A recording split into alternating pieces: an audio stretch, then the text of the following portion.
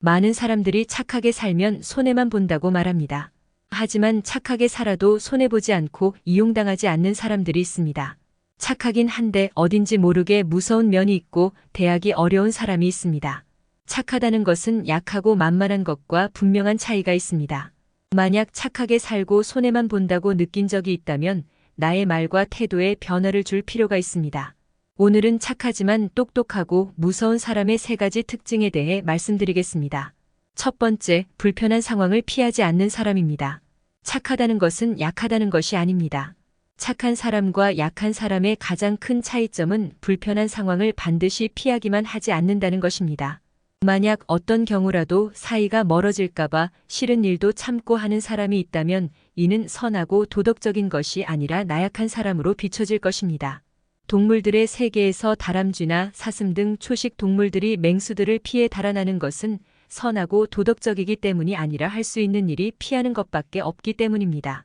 사람들 간의 관계도 이것과 마찬가지로 상대방의 무례한 태도나 요구를 거절하지 못하고 불편함을 피하고자 억지로 하는 사람은 약한 사람으로 비춰집니다. 사회적인 위치가 높고 강한 힘을 가진 사람이 권력을 남용하며 수많은 사람에게 해가 되는 행동을 하는 것은 도덕적이지 못하다고 할 것입니다.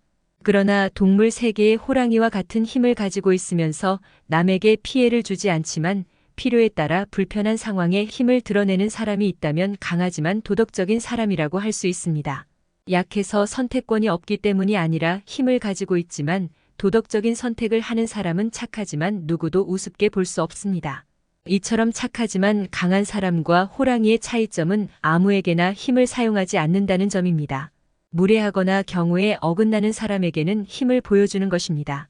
불편함을 피하지 않고 때로는 거절하고 불편함에 맞서는 사람이 착하지만 강하다는 인상을 줍니다.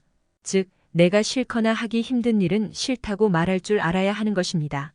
모든 부탁을 거절하지 못하고 들어주는 사람은 나약한 동물과 같습니다.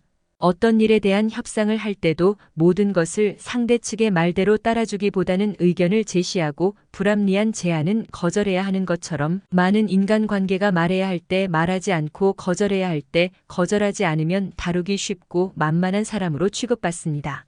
필요한 상황이라면 불편함을 피하지 않겠다는 마음을 갖는 것은 쉽게 볼 수 없는 사람으로 인식되고 착하지만 강하다는 평판을 받는 사람의 특징입니다. 두 번째, 소신 있고 여유로운 사람입니다. 착하지만 강하다고 평가받는 사람들은 중심이 잘 잡혀 있고 자신만의 선이 있습니다. 이에 선을 넘는 경우에는 할 말을 하는 것에 주저하지 않습니다. 이런 사람들은 부드러운 인상을 가지고 있더라도 기준이 명확하기 때문에 부당하다고 생각하는 시점에는 정확하게 말합니다. 천인 공노할 범죄자에 대해 많은 사람이 한 목소리를 내는 것이 이와 같은 원리라고 할 수 있습니다.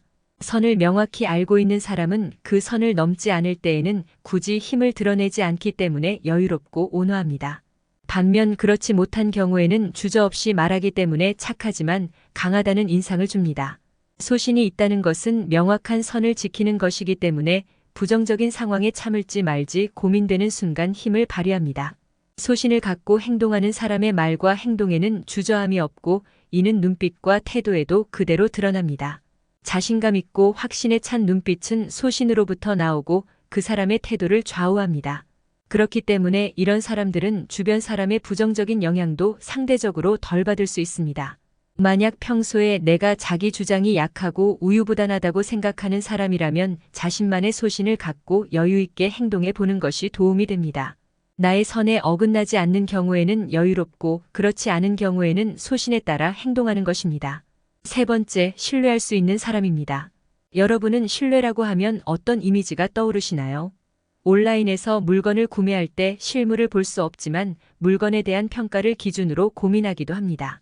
유명하고 큰 회사나 브랜드의 제품을 그 회사의 품질이나 서비스를 믿고 구매할 수도 있을 것입니다. 반면 처음 보는 회사의 제품이나 노점상에서 파는 물건을 눈으로 보고 적당하다고 생각해서 구매할 수는 있지만 이후에 물건의 품질이나 결함에 대한 보장이나 서비스를 기대할 수는 없을 것입니다. 이처럼 신뢰라는 것은 보장된 가치를 의미하고 가격이 비싸더라도 불합리하다고 생각하지 않습니다. 이것은 인간관계에도 똑같이 작용합니다. 사람을 신뢰한다는 것은 그 사람의 말이나 행동에 대해 의심하지 않는다는 것이고 상대적으로 그렇지 못한 사람에 비해 힘이 실리게 됩니다. 연예인과 같은 유명 인사들이 사업을 하면 상대적으로 일이 잘 풀리는 이유도 신뢰에서 비롯된 것이라고 할 수 있습니다. 내가 아무리 좋은 물건과 서비스 등을 제공해도 나를 신뢰하지 못하는 사람들은 의심부터 하기 마련입니다.